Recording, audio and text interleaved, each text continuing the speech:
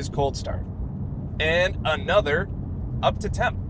So from our last up to temperature, we got to drive one of the legends, right? The Carrera GT. And for this episode, we're going to continue on driving another Porsche. A little bit more modern, but I think it still kind of holds a special place in the Porsche lineup. This is another car that we would call GT because that's how the name goes. It's GT2RS. And to a lot of people, the GT2 is the ultimate expression of the Porsche RS line. For some, they say, oh, it's turbos. I don't know if I'm that interested. But once you get behind the wheel, we think you'd have a definite opinion about whether the GT2 or the GT3 was your car. One of the things that's really amazing about it is, of course, RS stands for Rennsport, right? That means the Porsche cars, the 911s that they prepare for you to take out to the track.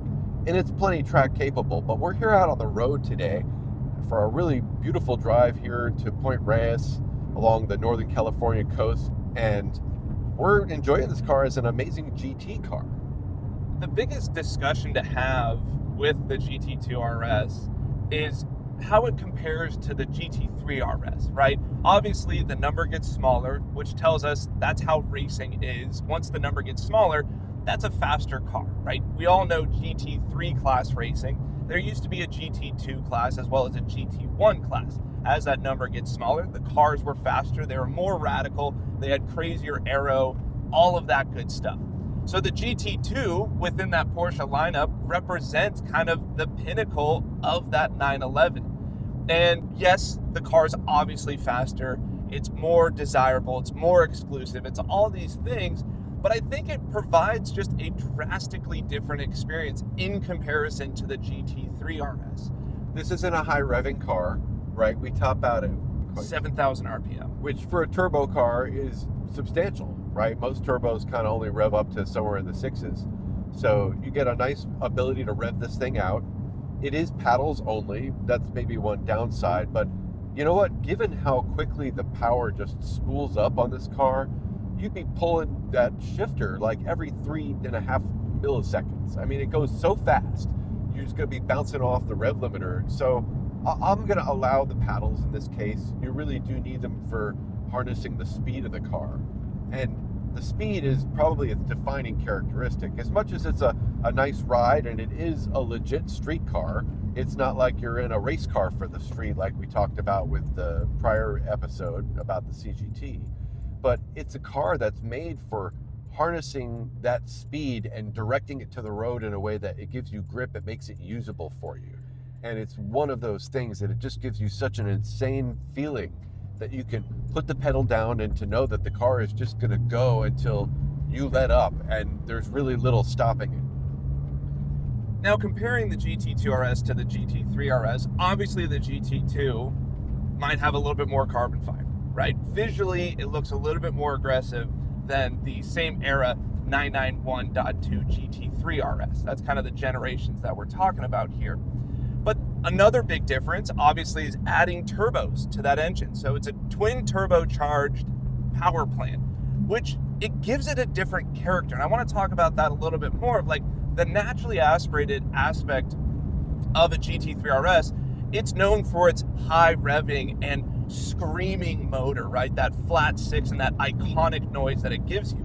Now, once we add turbos to that situation, we talked about this in regards to our golden era conversation of turbos usually taking away from the experience. In this case, it's not that. I don't think it takes away from the experience whatsoever. It provides a different experience. The engine note from this car is so distinct and so iconic. It's almost like a deeper tone in general. And I think it provides, you know, an RS car with a more mature package. Like, I think that the GT3RS is more of the track dedicated car out of the two of these, right?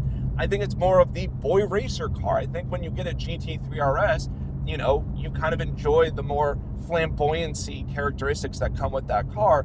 Where yes, the GT2RS, it does have some of those similar visual characteristics, but the way that it drives, the way that it performs out there on the street is just more mature. When you want it to be quiet, it can be quiet, especially with those turbos silencing everything down. But then also once you open up those valves, you can hear the turbo spool. You kind of get this more analog turbo experience of the older days where you can hear everything going on with those turbochargers. As well as, of course, you have lovely pops and gurgles and backfires and things like that that just totally add to that experience. But I would totally say that the GT2RS puts more emphasis on the GT of its name, where the GT3RS puts more of the emphasis on the RS part of it, right? The Rennsport, the track-orientated part. Yeah, I think that's a fair comparison. I mean, you think about your track day car and people immediately mention the GT3RS. The GT2RS doesn't generally come up in that conversation. Not that many people have them. Well, it's true, but there's some other cars that people don't have that people still talk about going out to track. Right? Totally. So I think the nature of this car, it was so well done out of the box. And, I am, and I know you are kind of people who like to modify cars. We like to take them and add some expression to them. This is one of those cars where I feel a little hard pressed to make improvements to the power delivery, to the handling characteristics, to just the overall package of the car. Most of what I've done to this car has been cosmetic. And let us also mention that this is the Weissach edition. So even within the GT2RS realm, right, there's this subset of cars, and it's a pretty large subset for people who are buying this car. I think most of them tick the box for the Weissach package. It provides a little bit more lighter weight. It's more carbon fiber. There's a few lightning things that are done to the car in general, just to kind of shave off some weight. It comes with a set of mag wheels that are lighter than the stock wheels. So I think it saves something like all of 80 pounds. I'm not sure you'd really feel it using this car, especially out on the road, but even at the track, the difference between these two is just visually it adds some aggression and a really great look to it, and decided that was the way to make this car kind of go all the way with it. This is an all the way car. And as a turbo, it's really interesting because a lot of people argue that in the water-cooled era in particular, all the 911 turbos sound kind of like vacuum cleaners or sewing machines. I've heard that. It's part of that reputation that the 911 turbos, the modern ones, have as the dentist's car, right? Yeah. It has all this capability and it's nice and expensive, but like it just kind of looks like everything else. Like every 911 looks like every other 911, and you happen to get a turbo. And it doesn't sound like any part of the amount of power that the car has, making it sort of stealth. Whereas this car, whether it's a turbo or not, you hear it coming. It's got an amazing exhaust note, so different than other 911 turbos of the modern era.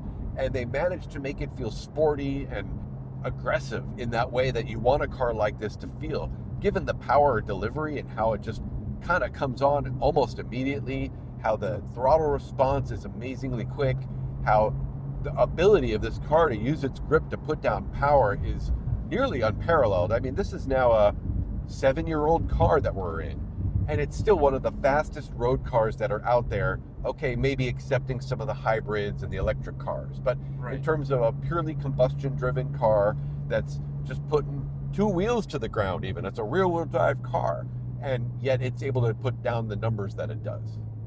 Now, the other thing, talking about the exhaust note, is when you got the valves open and you're full throttle on this thing, giving it the beans. And we just got back from Laguna Seca too, so maybe that's why I'm making this direct comparison. But it sounds very familiar to those old Kremer K3 Porsches, the 935s. And those cars were turbos. You look at the rear end of them, they had the turbos basically hanging off the rear end of those vehicles.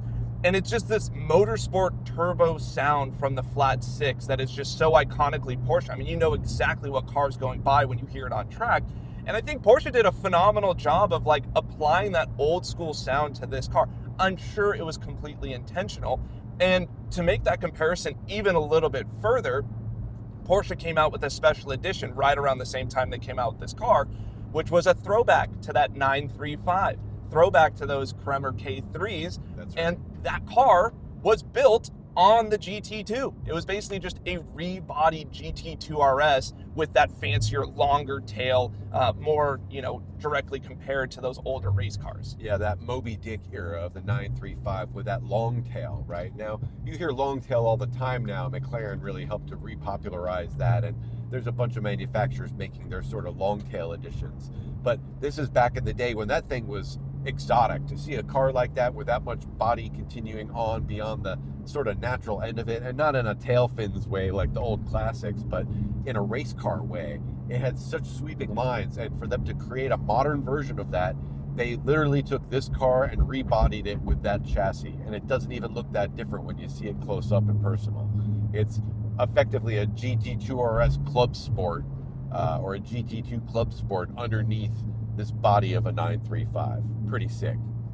So to continue talking about Car Week, we drove down 2 cars for 2 separate days to go watch the races at Laguna Seca. We talked about how we took the Carrera GT for the first day and some of the excitement of that car, of taking it down to Car Week, how well it fit in, some of the downsides of the Carrera GT, of course, it being a very stressful car to drive in urban environments. On the second day, we decided to take the GT2RS down, and it was so funny, that instant comparison between those 2 cars of like, once you drive around in a Carrera GT all day and then you jump in this thing, you're like, oh my God, it feels like a Camry. Like, it just feels straightforward. And I don't mean that in any sort of negative sense of the words, but this car, yes, has a lot of capability. The numbers on the piece of paper on the brochure say that this is a very serious car, but it's just so user-friendly. And Porsche just does an awesome job about that, of like being an awesome day-to-day car, which I know we're making like a very extreme comparison, but you know, the automatic transmission, the PDK system, which is so fabulous. I know we all love our manuals, but the system is really good for what it is. And then of course, having a radio and things like that, of this just drives like a normal car when you want it to drive like a normal car. Once again, Porsche adding the GT and the GT2RS, this is a great daily driver. And when you want it to be quiet and compliant, it can be. When you want it to be gnarly, you obviously have all the buttons on the center console, like every Porsche driver is accustomed to, of turning up the PDK, opening the valves, adding that stiffer suspension. You really have this dynamic nature to this car. Yeah, it's so easy to use. I mean, that can't be stressed enough. This is a car you jump in, and if you wanted to cruise around, you put the windows down, and you could be turning on the air conditioner or listening to the radio, which you might want to do over the open valve exhaust sound. But it's just a pleasure, kind of how simple it is. And again, sometimes we lean into the complexity, right? We look for those things, the extra overhead of whatever it is, you know, a stiffer suspension, or a car that requires a little bit more being at the ready all the time. You know, a manual transmission is a great example of that. But given all of that, you get in this thing and you think about what you want out of a GT car. It's a car that's easy to use. It's a car that gives you the capability that it's got when you want to use it. And that's something Porsche have done so well, I mean, brilliantly well, to the point where, you know, yeah, this car has launch control. I've tried it, but how often are you really going to use that? You're not going to be that guy doing launch control off the line at every single traffic light. Nobody wants that. But it's there for you when you want to use it. And if you want to go and do it, pull it 20 times in a row, it's built to do that. There's a really famous video out on YouTube of, I want to say it was like Pat Long or somebody testing out this feature in a 911, and they did 50 pulls of the launch control system in a row. And there was no prohibition in the manual that said you couldn't. And I don't think a single one of the launches deviated by more than 1/10 of a second from the first to the 50th. That's insane. Right? That just gives you a sense of how they're building these things. They're overbuilding these cars to have the capability that they have, so that it can be used, and be used when you want it to, and then have that sort of other personality of a relatively compliant, maybe a little flashy in terms of the aero and the body and the, you know, all the carbon fiber in some ways. Again, this is a black one because we try to tone down the flashy around here, but you know, not everybody does that, and it's a great package overall as what we would call the ultimate GT car for Grand Tourer. This is a car you take out on the road, you take out to the twisties, you can take out to go out to eat, you can take to the grocery store. It might not have the most cargo space in the world, but for running those quick errands around town, you need to like put this away to go get the other car out because it's just a little too much to handle or something like that. It's so well done, that dichotomy between the full power, full performance execution and the smoothness of a GT car that you can drive around town. I could hardly think of another car that does it so well. Yeah, I honestly believe that this is the best GT car within Porsche's lineup. I mean, it really takes basically the Porsche turbo, the Porsche GT3RS, and jams those two things together. And it just perfectly balances the dichotomy that a Porsche needs to do, because a Porsche is really a supercar that you can drive on a day-to-day basis. This is that. This is a car that I would love to go on a road trip in. This could do the miles on the highway, and you're comfortable, and it's quiet, and it's not, overly brash and overly bearing in that sort of sense. And then as soon as you get to like a cool area that you want to rip some twisties, rip some back roads, you can hit all the settings on the center console, and it jumps into that RS characteristic. And this thing's ungodly fast. It has all of the handling capabilities and characteristics that you would expect from a Porsche GT RS car, and it just kind of combines everything all together. So I really think that this is the all-around car. Now, of course, these are the rarer ones, these are the more expensive ones, so you would expect that, like, yes, this should perform better than a GT3 RS. I think a lot of people look at the turbos of like, oh, does that take away from the experience? No, absolutely not. I think that this is like the mature, the adult GT3 RS that kind of does it all with no compromise. Yeah, I think the key is that engine that they create and then add turbos to and tweak was such a strong plant to begin with, right? You're not talking about turbos to make up for power that's not there. This is a powerful engine that they put turbos on to make more powerful, and you feel that all the way. And when you're traveling through the miles, there's those times where you're just in cruising mode, and this car does that admirably well. And then there's times where you want to be able to execute that pass, and it's that feeling almost that you could put the car anywhere you want it to go, and it'll go there. You just telepath to this car. You turn in the steering, you press on the accelerator, and you're there in an instant. It's such a pleasure to put miles on this car, and we should note this car that we're driving is coming up on 23,000 miles, and a lot of those have been spent enjoying time out on the road, drives in the car, or even just around town. Now that's another interesting note to talk about, which is we're talking about that this is a phenomenal car to drive. You can drive this thing on a day-to-day basis. Most of the GT2s have been collector's cars. They've been stuck away in garages. People are trying to minimize how many miles they put on these cars because it was that special edition, right? It was that limited production car. It was difficult to get. You had to be on the list, this, that, the other. So unfortunately, a lot of these cars have kind of gone to that route of just not being used, which is so unfortunate. Now, let's talk about the collectability and the price tag of these vehicles in today's market. It's high, right? Now, because of its collectability and where the prices are nowadays, this car you have to compare against things like the 488 Pista, which I think is a pretty decent comparison, but also some of those other supercars that kind of warrant that big of a price tag.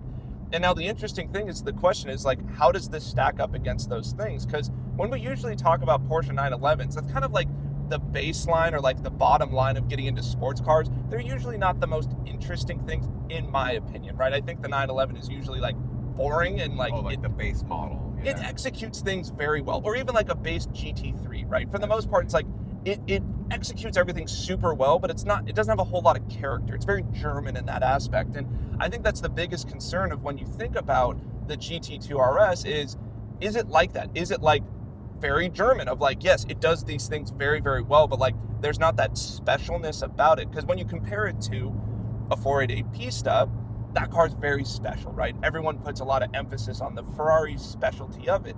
Now, we've been able to drive those two cars back to back, and my biggest complaint about the Pista was like, I kind of don't feel like it's special. Like cruising around, it does everything very nicely and just execution, and like I thought that was very German. Where now that we're in the GT2RS, even when you're cruising around at moderate speed, basically the speed limit's anywhere, and you open up those valves, this car pops and gurgles and has attitude and has character and has all these things that make you feel special even when you're not going 8 tenths, 10 tenths, things like that. And that's what you want from a car of this caliber and this price tag, is that it feels special no matter what speeds you're doing. Kind of like the Carrera GT, right? You can cruise that thing into town and you feel special. Yeah, absolutely. And I think every time I get in this car, I have that this is a special car feeling, which is just great because it's belied by the fact that it's so easy to use, and it's just kind of a plug and play thing as much as it is a serious tool to use if you want to go out to the track or drive really fast. But to talk about some of the interior pieces too, so the steering wheel is very similar to the Courier GT that I talked about in our last Up to Temp episode, where there's no buttons on it. It's very just blank, right?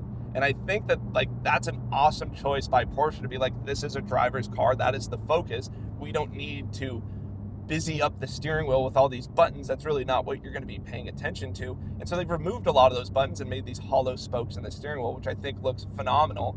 And then very similar, that Porsche logo in the center, very prominent, very beautiful, made out of metal and looks awesome. So I think the steering wheel is really encompassing that lineage of, you know, the CGT and some of those other GT and RS models that they do. And then of course there's very nice stitching and carbon fiber. This one is also fitted with a roll cage in the back, which is also for the harnesses, which kind of adds to that sportiness of the whole entire feel. Yeah, wanting to be able to use this as a track car the proper way, went ahead and put that in. So that way we had the belts, and it looks great. We matched the roll cage to the color of the wheels. We have some aftermarket HRE wheels on this car, and it just makes it pop even a little bit more if that's possible, other than maybe how the exhaust is popping. Yeah, that 3-spoke steering wheel, I mean, you'll notice on there that it does have those hollow spokes, and some of that's for looks, but also it's for the fact that it's lighter that way. And there's some funny decisions made in this car to keep it as light as possible, and some of them maybe you'd kind of like wrinkle your nose up at a little bit because it's maybe a little over the top. One of those things is on the front of the hood, instead of having the embossed metal logo that says Porsche on it, it's a sticker. And that's not even an option. Like, they give you the sticker because the sticker is so much lighter than the actual little badge. I mean, how much could it even weigh? It's got to be, what, you know, a couple of ounces tops, right? So it's just sort of like a little over-the-top kind of thing they're doing with this car to help make it be as lightweight as possible. There's not even door handles. There's just these nylon straps that you pull, and they work great. I mean, functionally, they're just right. But looking at it the first time, you're like, well, where's the door handle? Oh, that weighed too much. Kind of a funny thing. Which I like. I like that part of it, that they add that sportiness to it of, you know, the funny little things that Porsche does to be like adding lightweight. And people have always made fun of that, of like, as you pay more money with a Porsche, they remove more and more things from your interior. Absolutely. So you're paying more for less, but it's that cool kind of race car feel that we all enjoy. Yeah. It's going to be one of the days when you're like, how much is the everything delete? I want to get that on my car. Can I get screen delete? This car, fortunately, doesn't suffer from over screen. It has one main central console that is a touch screen for the nav and the radio and stuff, and it does, you know, Bluetooth. But that's it. It's not covered in screens like a lot of the way the new ones are. They're all analog gauges except for a small little trip computer in that 5-dial dashboard that they have that's so iconic in the Porsches. The information's clearly presented. It's kind of, this car has a white background where stuff lights up. It illuminates from behind, backlit, and it's easy to read, and it's just a pleasure to use. You know, I really like the dash design of all the gauges, and that they're still analog gauges, and you have water temp and oil temp, oil pressure, all the things that you want to know about. And of course the RPM is dead center. That is the most important, right? Your speed is even off to the side. It's not as important to know how fast you're going. It's more important to know, especially when you're in a race car, what RPM you're at. And then I like that they only left one of those gauges to be digital, that they didn't digitize the entire dash. Obviously, having a digital gauge there adds for those more adjustability features to look through different stuff like tire pressure, tire temps, all the other stuff that you would want to know about. So I think I agree. They did a really good job of like having that modern technology, but not taking away from their roots, which nowadays you're seeing more and more screens, more and more digital, not as much analog, and we all enjoy that analog feature. Yeah. Hey, we're just getting to our destination. Why don't we wrap this up for now, and we'll get back in the car and continue our drive and give some more thoughts on the GT2RS. Absolutely, and we'll swap seats. So I'll get you behind the driver's seat, and we'll get some nice audio clips as well on our way back. Muhahaha, I can't wait.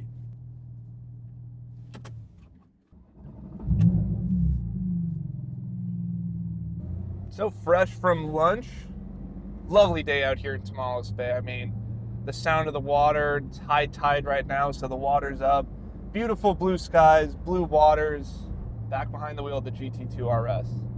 Seems like a pretty good day. Can't think of how that could be better.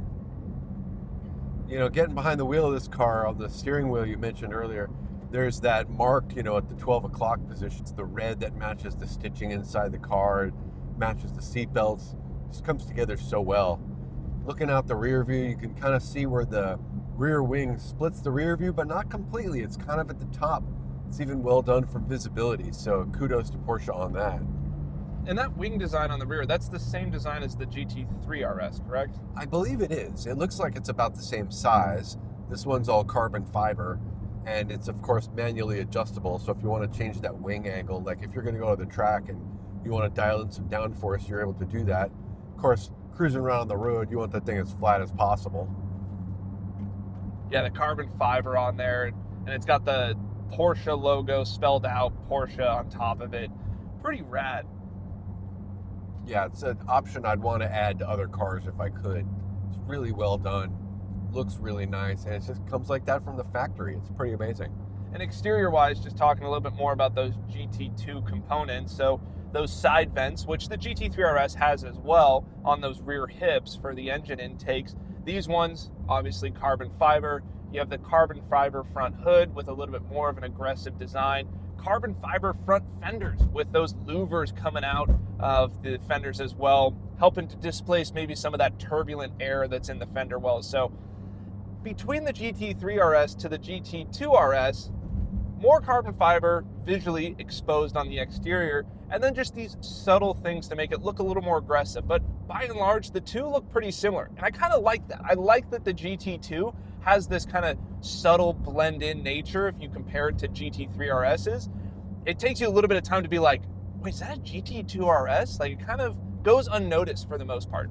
Yeah, it's really true. Like out in traffic or out at, you know, parking in a parking lot, people will come over and instantly think they're looking at a GT3RS till they get close enough. And they're like, oh, dude, that's a GT2. And they realize, okay, for those who know that there's this difference, they can recognize that that one's the even more special one, the more that's slightly more limited.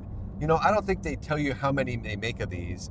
Back in the days of like the Carrera GT or some of the other limited edition models, they'll number those cars or they'll tell you it's an edition of, you know, 993 vehicles or whatever it is they've done. So, you know, there's not a lot of these around, but we're not exactly sure what that number is. But it's no less special than the feeling that it gives you, and who cares how many they make? I think they should make as many as people want to buy. They're just such an amazing package. Right. I mean, I think both of us agree that whole like sense of exclusivity of like making one less than the demand is like, who cares, right? I don't think getting into cars as collectibles or investments is the way to enjoy them. The way to enjoy them is buying them and using them as intended. And so it's like, yeah, the limited factor of this, who cares? The whole awesome nature of the GT2 is just an unbelievable Porsche experience, the ultimate Porsche experience on the 911 level. Yeah, you know, it's such an all-arounder. I can't say that enough. It's able to do anything that you need to do with it other than maybe storing a lot of goods or towing, right? That's not what this car is for. This isn't a safari car either, so you might want something else for that. But the way it's put together, I mean, down to the wheels, right? The wheels that come stock on this car are amazing. The Weissach upgrade of the magnesium wheels, they're beautiful, they're lightweight, and they have those center locks on them, so you know it's kind of like track oriented. They mean business, and that's what this car is all about. Up ahead, I got a nice little stretch, so I think let's do some of that ASMR thing. Yeah, I think it's time. Let's open up the valves and let's experience that other side of the GT2, kind of the RS side, the Rennsport side. Immediately, you hear that grumble, that growl that it makes down low. That's a bass, basso profundo. Very cool. All right, well, let's get on it. We don't have to go crazy, but we could hear what this engine does.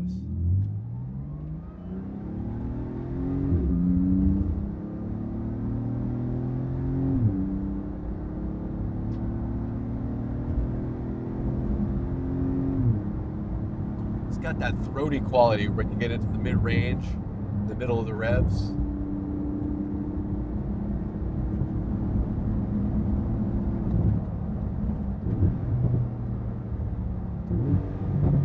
Oh, and those pops are just amazing.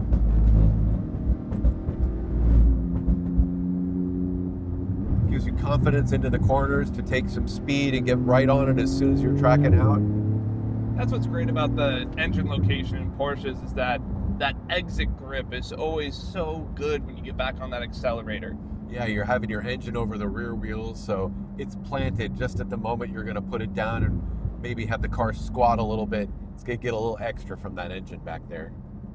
Now that we can hear the exhaust a little bit more, back to that note that I was saying about this in comparison to the Pista, that this car is actually a little bit more flamboyant in its driving experience. Of you get the turbo spool on the acceleration and you get those pops on the decel. The shifts in this car just feel so much crazier and gnarlier than they do in the Ferrari. The Ferrari kind of blends the gear together. This one with the PDK system, it just jams that next gear super aggressive, especially when you have it in the PDK Sport setting. And that's the thing, is like we could be cruising around at 35 miles an hour and you crack that throttle and you can hear the popping and gurgling from the exhaust. It can be a special and fun experience at any speed. Obviously, as you go faster, it gets more gnarly.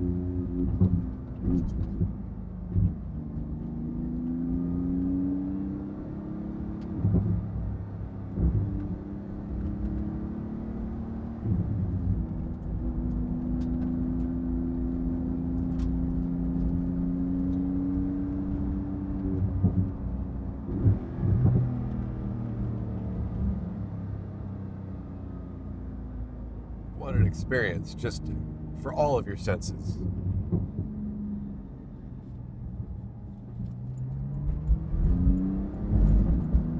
Yeah, from the handling side, I mean, it's everything that you would expect from a 911. I don't think we need to beat the dead horse with a stick too much on that side of stuff.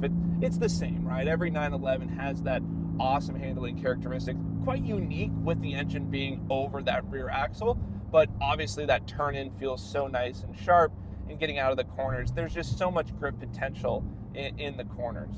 Once you learn how to drive the car the wrong way, if you will, for a 911, it just starts to feel like that's the right way.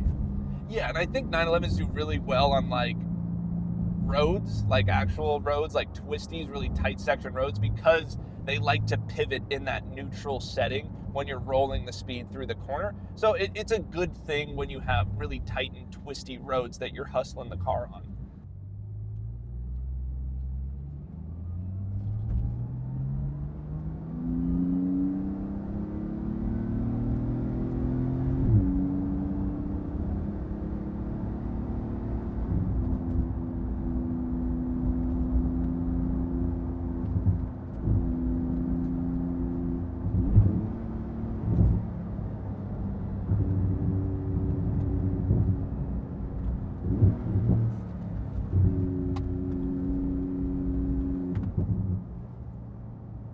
Feels pretty good.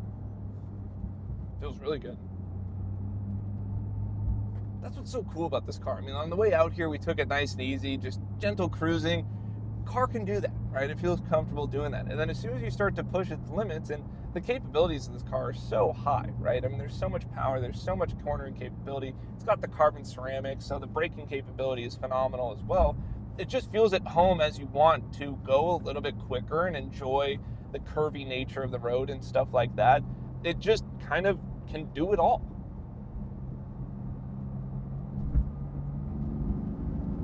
And now one thing that is weird is even though we have the valves open, it's so interesting of like through the rev range and a handful of the gears, the valves will open, close, and then reopen. I'm not too sure what the point of that is or the purpose. I'm sure being Porsche and the German engineers that they are, there's some sort of reason with back pressure or something like that as to why those valves, even though we're in the open setting, still close and reopen. Yeah, it's somewhere between around 2 and 3 grand on the RPMs, where you feel like, okay, the car got quieter again. Oh, it got a lot louder again. And you know they're doing something with that. It's helping to, manage the power delivery or turbo pressure, PSI, or something for boost, function. I don't know. Maybe it's for efficiency or economy for all you know, but it certainly doesn't take anything away from the driving experience.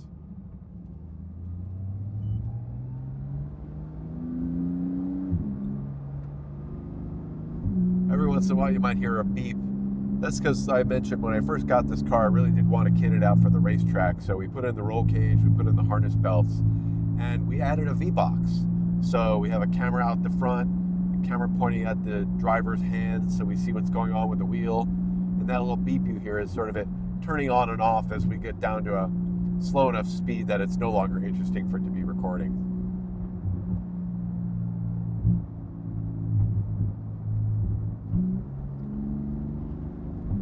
This is one of those stretches of road. The road just kind of looks like a ribbon out ahead of you. Looks like it was made for a car commercial.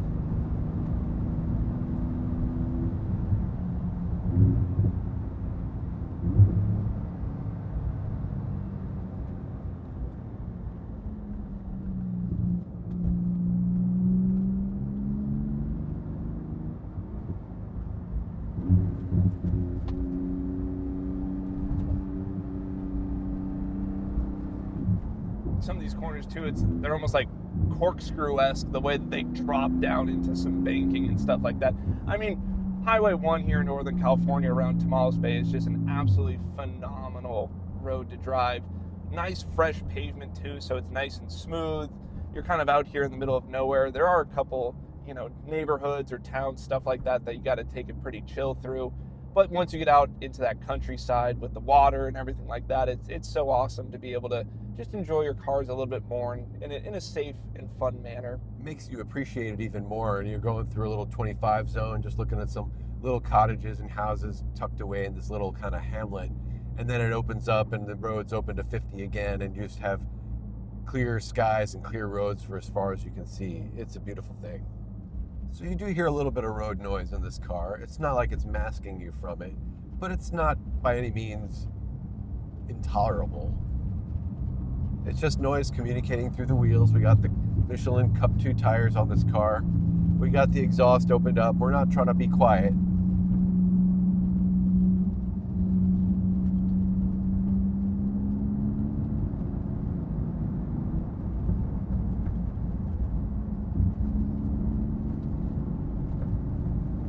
And it's amazing how quickly, once given a little distance, you come right back up on your friends again. This car wants to hustle. It definitely likes it. Like, I know there's like some cars out there where as you go faster, it feels like the car gets a little bit more and more uncomfortable with the situation, which kind of makes sense, right? You're getting close to its limits. This car isn't that. Like, it definitely welcomes the starting to push and go a little bit quicker. It wants the speed. I mean, you can tell that this car was built and designed exactly for that. It's made to put her down.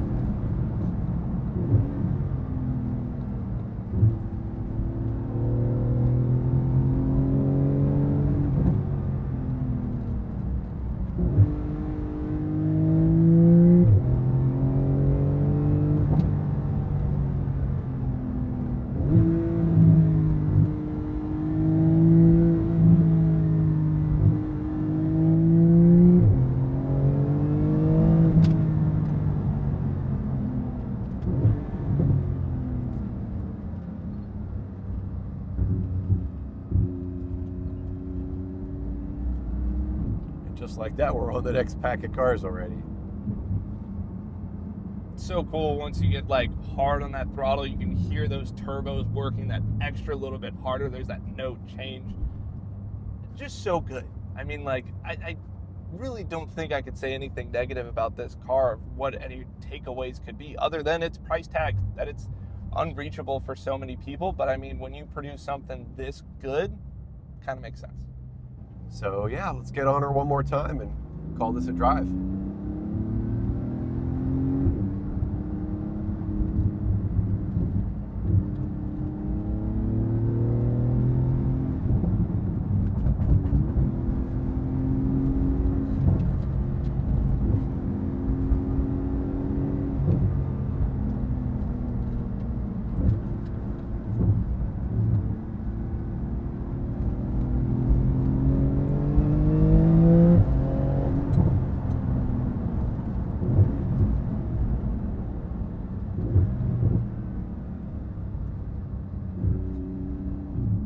Well, This has been Cold Start, and a wonderful, afternoon drive in the Porsche GT2RS.